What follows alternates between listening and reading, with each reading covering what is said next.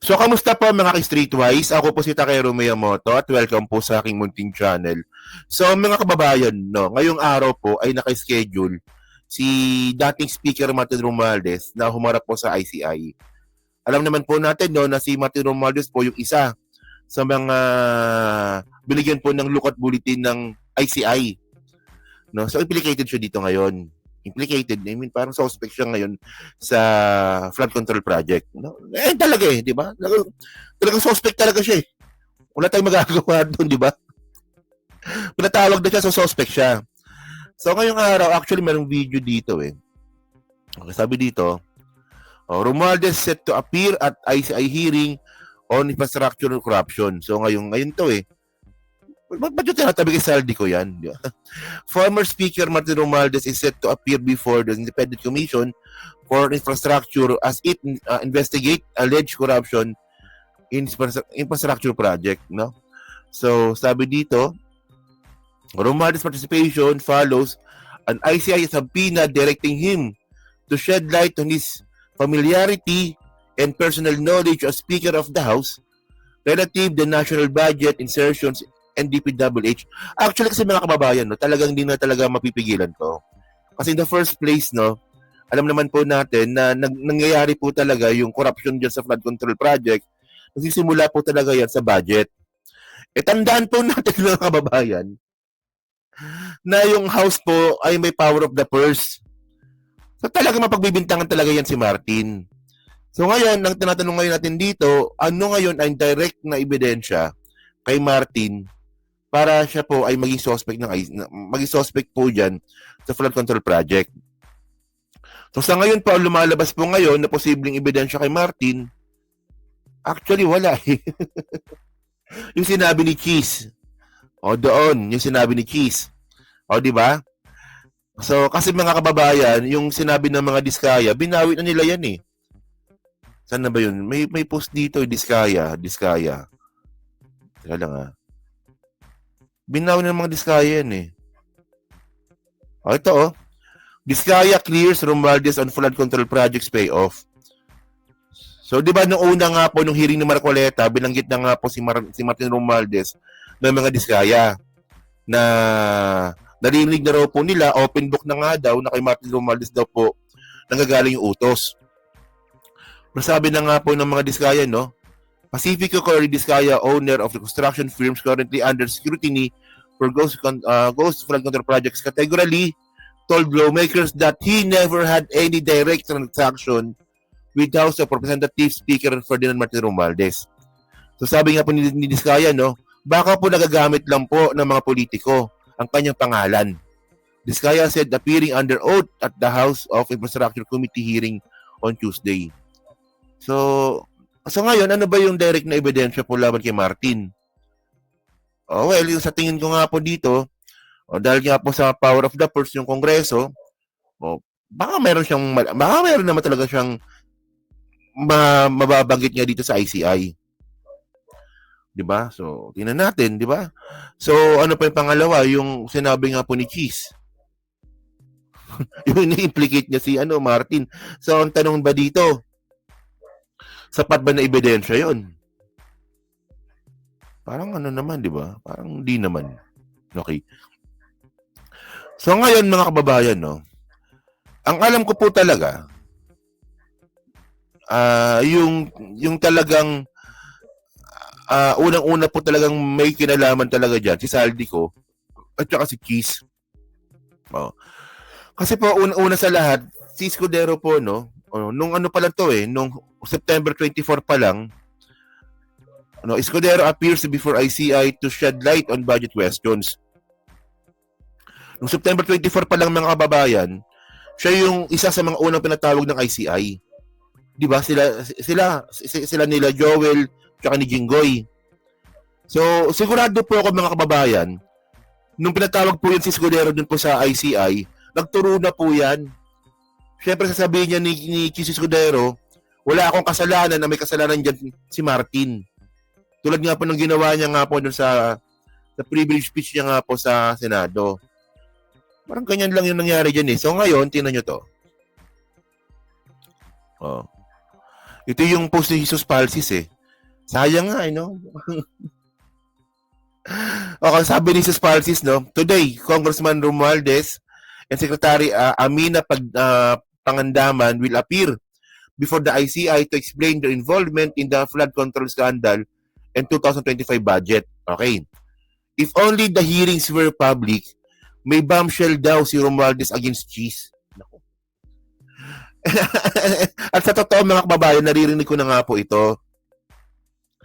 No? Akala kasi ni Cheese na tanga-tanga siya na pag tinuro niya si Martin, hindi babalik sa kanya. 'Di ba naalala niyo sabi ni Cheese? Sabi ni Cheese, pag nagtuturo ka ng isang kamay ng isang daliri mo, 'di ba? Yung tatlo nakaturo sa iyo. Oh. So sa tingin mo ba, Cheese? Walang bala si Martin laban sa iyo? Oh, so ito yung magiging problema natin. 'Di ba? Problema dito, hindi natin makikita 'to kasi nga hindi po naka-public yung investigasyon ng ICI. 'Di ba? Hindi hindi ko alam. Kasi di ba sinasabi ko nga mga kababayan, 'di ba? Merong pro at cons yung pag-public nga po ng investigasyon ng ICI. Merong ano yan eh, merong magandang epekto at hindi magandang epekto. So malamang nakapag-decide po yung ICI na siguro mas maganda sigurong mas matimbang sa kanila na wag na lang i-public. Wala ko nire-respeto ko yun. Di ba? Pero merong part na gusto kong i-public eh. So ano kayang actually kasi mga kababayan no, ang point natin dito, ang tinuturo po kasi talaga ng ebidensya. Sa ngayon na, ako sinasabi ko naman po sa inyo no, kung meron pong malakas na ebidensya laban kay Martin, maniniwala po ako. Maniniwala po talaga ako, di po ako tanga. Pag may ebidensya malakas kay Martin, maniniwala po talaga ako. Kaya tanungan natin, yung nakita lang po nating ebidensya laban kay Martin is yung ang Kongreso ay power of the purse at siya po yung tangalan nun. Siya po yung House Speaker nun. Noong nangyari nga po yung 2025 budget. Okay? Pangalawa, tinuro po siya ni Cheese na siya yung pinaka-mastermind daw po ng insertion. So para sa akin, hindi po sapat na dahilan yun. Hindi po sapat na ebidensya yun. Ang problema kasi dito ni Cheese, ang ebidensya po, siya po tinuturo. Di ba? So for example dito, tingnan niyo to. Siya tinuturo ng ebidensya eh. Oh. Ito sinabi ko na to ha. Yung about sa Diskaya, binawi na po ng mga Diskaya yan.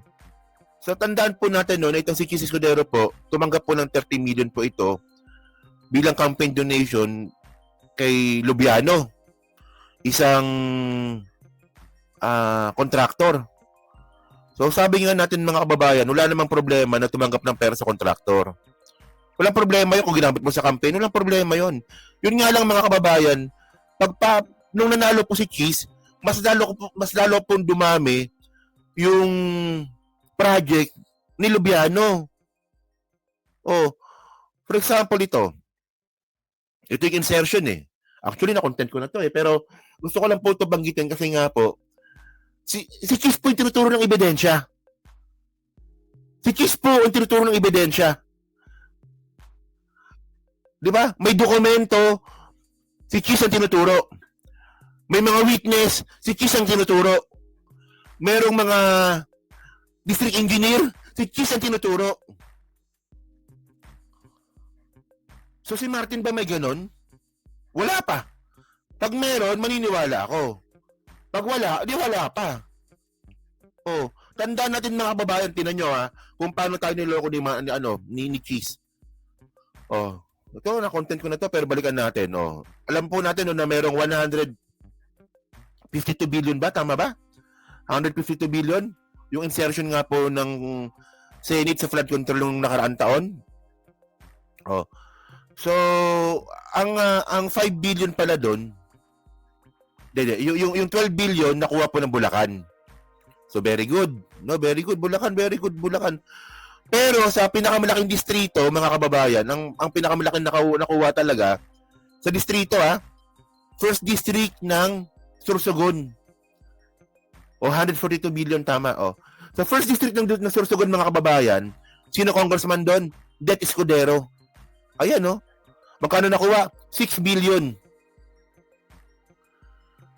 Wala, Takero, coincidence lang yan. Takero, coincidence lang yan. Oy, may ads na naman. Pag may ads po, skip nyo na lang po, Takero, ano lang yan? Coincidence lang yan. Coincidence ba yon? Coincidence ba yun, mga kababayan? yung pinakamalaking nakuwang cut doon po sa 142 billion na distrito, first district nga po ng Sorsogon. Ng congressman, Det Escudero, kapatid niya.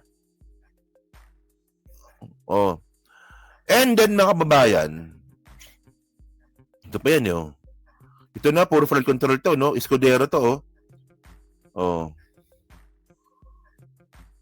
nakalista yan lahat. Puro Escudero, flood control,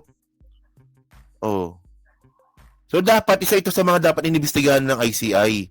At malabang baka naimbestigahan na nga nila to na itong mga nakalista po na to, baka pinuntahan na nga nila to Tapos ang malupit dito, yan yung centerways na yan. Sige, para mas maganda, puntahan natin yung isumbong sa Pangulo. Puntahan natin. Isumbong sa Pangulo para malupit. Isumbong sa Pangulo. Okay. Anin natin to. Ito ba nagkataon din ba to? Anin natin. Stop screen. Share screen. Ayan Tapos sumbong sa Pangulo. Actually, napaganda ng website po na ito, mga kababayan. Kasi dito natin makikita lahat po ng proyekto. Oo. So, search lang natin. Region 5, Sorsogon, tama ba? Region 5. Sorsogon. Tingnan nyo naman. Lakihan natin para maganda. Para mas mabasa nyo. Ito ba nagkataon din po ba to? Na halos lahat po ng mga nakuha na proyekto sa Sorsogon, centerways. Centerways. Centerways. Centerways. Puro centerways yan, Centerways. Yan, sino yung centerways? Yun nagbigay po ng 13 million kay Keys. Bakit ayaw mong add? Hindi po kasi mabibitin po. Hindi. Ako naman, alam ko naman na na dyan po talaga ako nakakaroon ng revenue sa ads. Pero syempre, pag kayo po, parang nabibitin po sa papanonood dahil may ads, skip nyo na lang po. Pero lang po yun. Diba?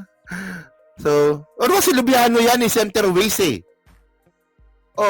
ngayon, ang tanong ngayon natin dito, sinong may ebidensya laban? Sino ang may malakas na ebidensya? Dito po sa flood control. Di laban kay Cheese? Lawrence Lubiano. Kaya nga. So, So ngayon, sasayang lang talaga mga ka-streetwise, Hindi natin makikita kung anong klaseng pasabog meron itong si Martin Romualdez dito po kay Cheese. Hindi natin makikita. Kasi wala, hindi naka-public yung yung hearing ng ICI Gustuin man natin o hindi. Well, kung ako tatanungin ninyo. Okay. Okay na rin yung naka-public. Pero kung ayaw nila i-public, naintindihan ko kung bakit. Kasi for example, ito kasi ito yung ito yung sinasabi ko ngayon, kunwari naka-public. Tayo mga nanonood, tayong taong bayan, gusto natin makita yon. Kung ano man yung magiging ebidensya na bitbit po ni Martin Romualdez laban kay Cheese. Gusto natin makita yon. Ang problema kasi, pag naka-public po yan, hindi lang po tayo makakakita niyan. Si Cheese Escudero din po makakakita niyan. Mapapanood din po ni Cheese yun. So, ang mangyayari dyan mga kababayan, pag nakita po ni Cheese, makakapag-ready na naman yan. Di ba? Makakapag-ready yan. Posibleng, di ba, posibleng mag-tampered ng ebidensya, posibleng mag courtesy, hindi man courtesy, mag-speech na naman po siya dun po sa Senado, gamitin niya naman po yung Senado para sa kanyang pagtatanggol sa sarili, na which is para sa akin napaka-unethical. So, ayun po yun. So, ito nga sinasabi ko, no? Merong maganda na may dudulot po yung pag-public. Is yung nababantayan natin. Nakikita natin. Pero meron din po siyang negative.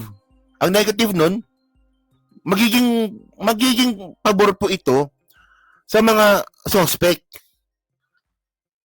So, sabi ko na, sige, okay na mas gusto ko siyang i-public, pero naintindihan ko yung ICI kung ayaw nilang i-public ito. Gets ko kung bakit eh. Di ba merong ganun, di ba? Gusto mo, pero hindi nangyari, pero gets mo kung bakit hindi nangyari. So, parang ganun, di ba? So, ang point pa to, merong marami pang ebidensya kay Q sa totoo lang eh. Ito, kumakalat na rin to sa internet eh. O, mag-speech na naman yan, di ba? Ganun mangyayari dyan eh. O, kanina po, mga kababayan, pumunta po si Tambaluslos. Ganun na naman yun sa Senate, no? Lahat po ng ebidensya, no? Hindi po totoo yan. Actually, hindi niya ginawa yun eh. So, ngayon, ang daming ebidensya to pa. Totoo ebidensya rin to. Na yung maanumalyang 2025 budget sa BICAM, wala namang Martin Romualdez na nakalagay dito. Hindi pangalan niya nga, walang nakalagay dyan eh. Hindi siya signatory at wala rin yung pangalan niya dyan. Di ba? Kaya nga ako inaasar nila inaasar nila Mike, nila Chris, no, nila Jake, na bakit ayaw ko bitawan si Martin.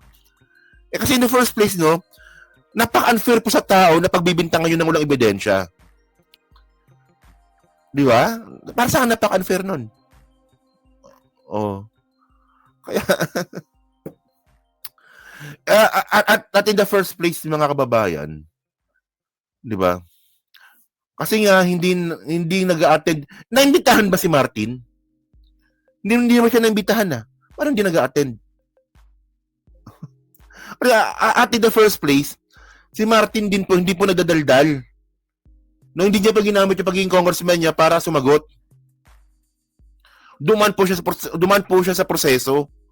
Mas ako dun eh. Mas naniniwala ako sa ganun eh. Na hindi mo na kailangang magdaldal, hindi mo na kailangan magpa-presscon. Hindi, sagutin na lang natin to sa ICI. Ganun yung naging decision niya eh. Na in the first place, di ba? Na-invite pumunta na nga kanina eh. Na-invite pumunta na kanina. Sinabi ko nga kanina eh. Di ba? Pumunta na kanina. Ano nga natin? Kukonek ulit ako. Subukan ko kumunik. Pumunta na. O, ito na, nasa ICI na nga siya, oh. I mean, hindi siya, ano ba sinasabi? May nag-comment kasi, na hindi daw siya pumupunta. Hindi naman siya na-invite ng, hindi naman siya na-invite ng Senate, ah. Hindi pa siya na-invite. Ngayon lang siya na-invite ng Senate, ngayon lang. Pero mga previous na hearing, hindi pa siya na-invite. Anong pupuntahan mo doon kung hindi ka na-invite? Oh, ngayon, meron siyang invitation at pumunta siya sa ICI. Andito na nga eh, no? May video na nga dito, oh. Salita na nga eh. Oh. Yes, sir. Nagpapasalamat ako sa ICI sa invitation. Tama na. Ngayong araw na to, I am okay, no?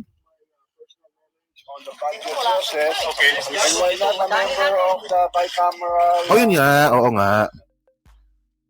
Sa Senate, hindi siya na-invite. Ngayon na siya na-invite sa Senate. Tapos susunod na hearing pa. Pero previously, hindi. Sa ICI, na-invite po siya. Pumunta siya kanina. So, anong hindi niya pinuntahan? May nag-comment kasi hindi daw niya pinupuntahan yung invitation. Pumunta. Oh. Yan, so abangan natin to, ano, kung anong mangyayari dito, no? Kung, sana nga may public eh. Sana may public. Hanap tayo ng contact natin sa Congress. Uy, ano ba yung nilabas ni Martin? Subukan natin makachika sa kanila. Yan na. So, yung nakababayan, no? So, kayo po, no? Ano po masabi nyo nga po dito sa pagpunta nga po ni Martin Romualdez dyan po sa hearing sa ICI. So, kayo ba, sa tingin nyo, ano kaya yung ebidensya, no? Kasi malamang bagong ebidensya po ito, no? Malamang bagong ebidensya po ito, no, na ibubunyag ni Martin laban po kay Cheese. No? Tayo sa comment lang po sa baba at binabasa ko pong lahat yan. At syempre, dyan po sa Team Replay, palike, pa-subscribe at di naman kalabisan, pa-share na po ng video po na to. Okay? So, pag-usapan natin yung pinaka-main topic natin, yung kay Shabit.